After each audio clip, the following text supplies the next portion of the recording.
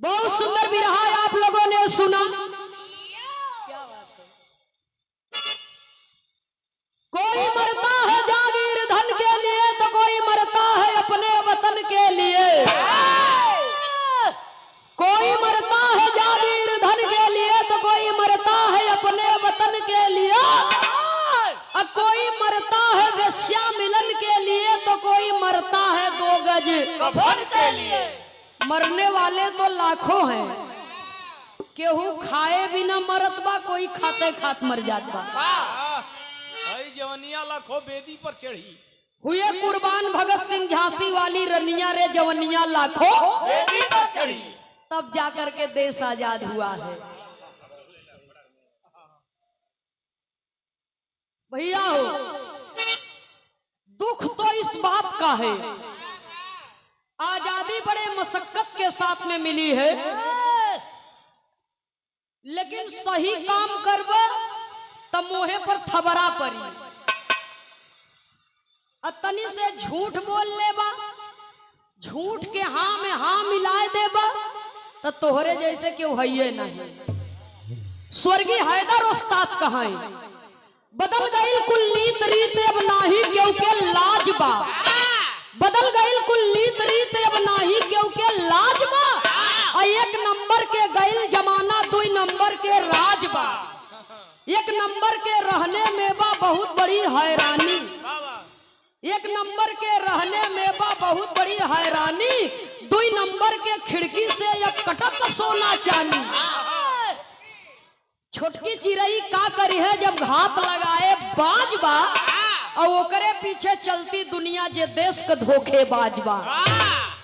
सुनने वाले श्रोता सज्जनों, सही आदमी के जल्दी यकीन करे के कोई तैयार नहीं होती, इसलिए और सच्चाई कड़वी होती है। चाहे वो महाभारत का युग रहा हो, चाहे आज का युग रहा हो, सच्चाई कड़वी होती है बाबूजी, इसे जल्दी स्वीकार कोई करता नहीं है। खैर, ये बात की बात रही। तमाम गीत आप लोगों ने सुना। भोर का वक्त है, बाजा भी आप लोग सुनेन कि हुड़ुक बाजा कैसे बाजत रहा और मृदंग कैसे बाजत रहा। हर जिला के अपन अपन पहचान होता है। ये जो सूरदास जी हैं श्रीमान जी, बड़ा कमाल के आदमी है।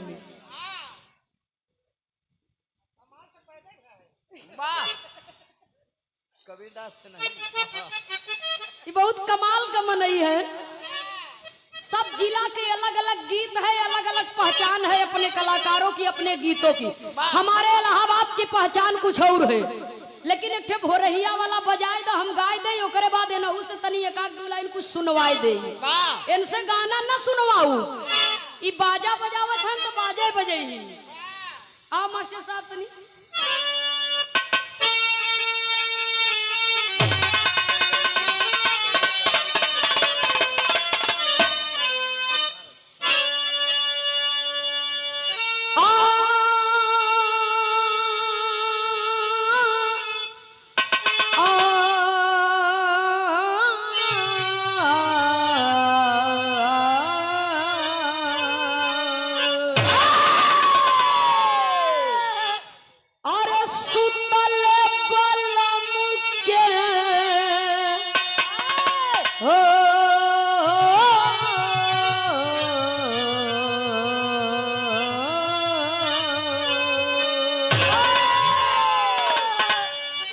सुतल बलम के जगाई देर नदी।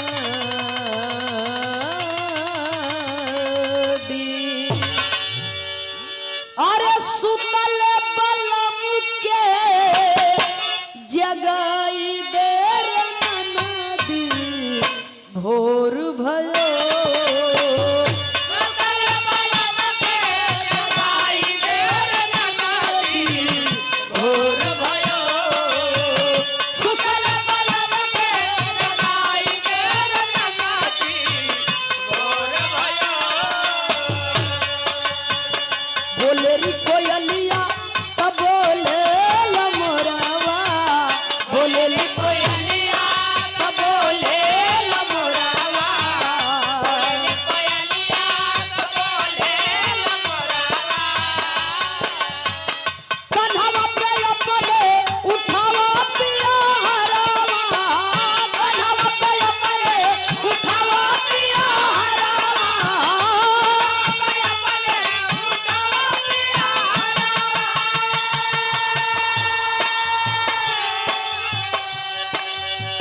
लोटावा के पनिया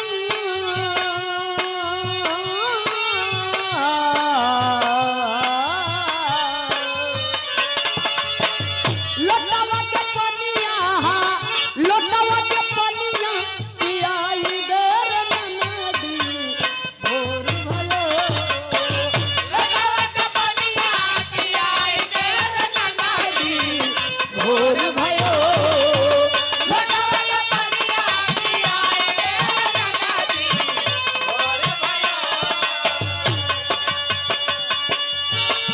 बोलन के घुंघरू बधाई देर नदी भोर भयो बधाई देर नदी भोर भयो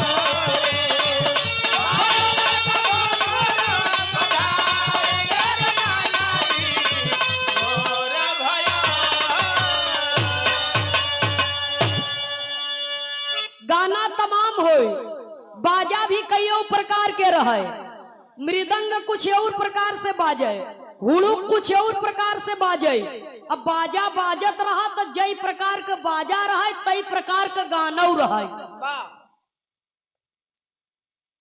बाजा बजे तो उतने प्रकार का गाना भी रहे और हिरौआ अलग रहे गड़ेरौआ अलग रहे पसियौआ अलग रहे अहिरौआ गड़ेरौआ पसियौआ चमरौआ धोबियौआ कहरौआ कोहरौआ मुसरौआ सूरदास मुसरौआ नहीं मुसहरौआ मुसहरौआ रह दे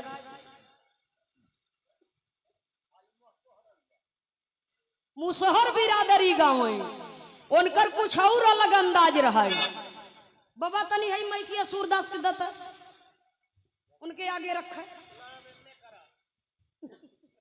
हाँ संपूर्णानंद से संपूर्णानंद कहा था इन्होंने हेलो थोड़ा 5 मिनट सूरदास के वादकी के इनके कलाकारी के आप लोग आनंद लेंगे कि इहो बिरहा में बा आगवा धाई दे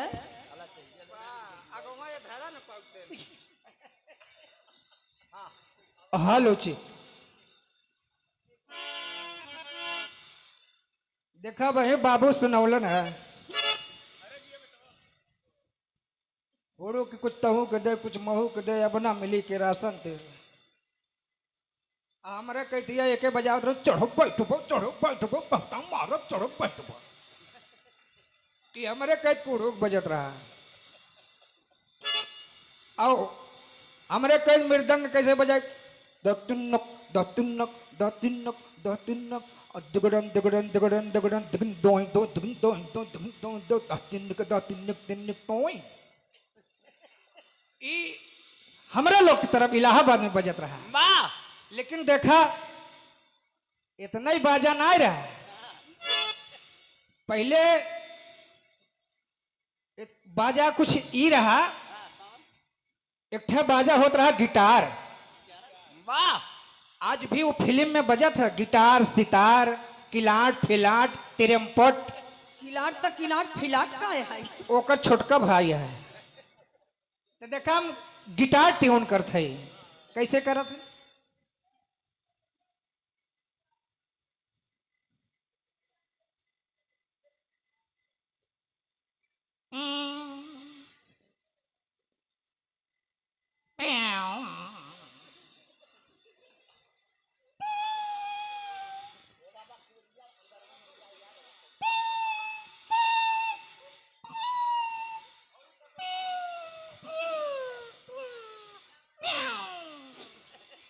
कौन गिटार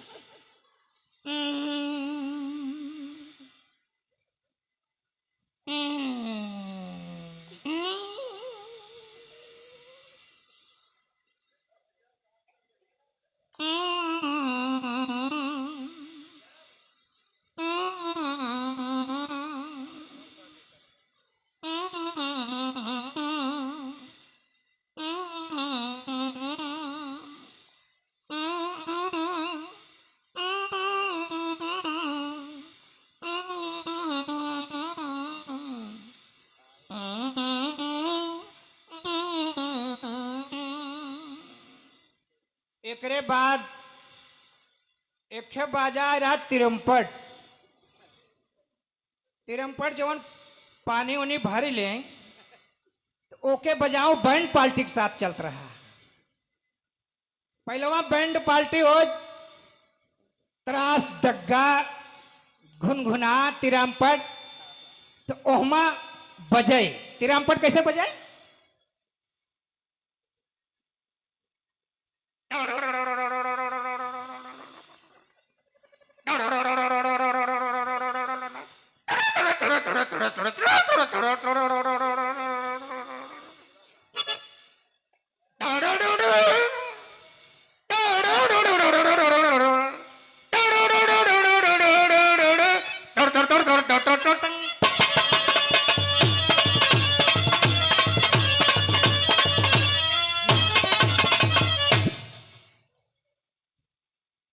ओमा एक ठग गायक रहा है। गायक गवाई पहले चेक कराई इको उको बा कि ना तो का हम इको का बात देखा आप लोग को सुनावत है।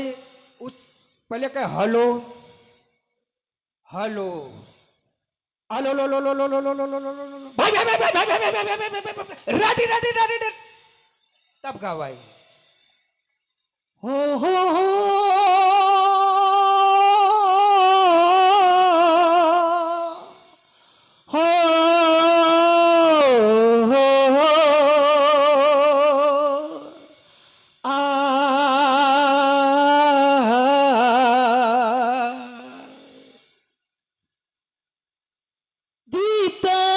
था जिसके लिए मरता था एक ऐसी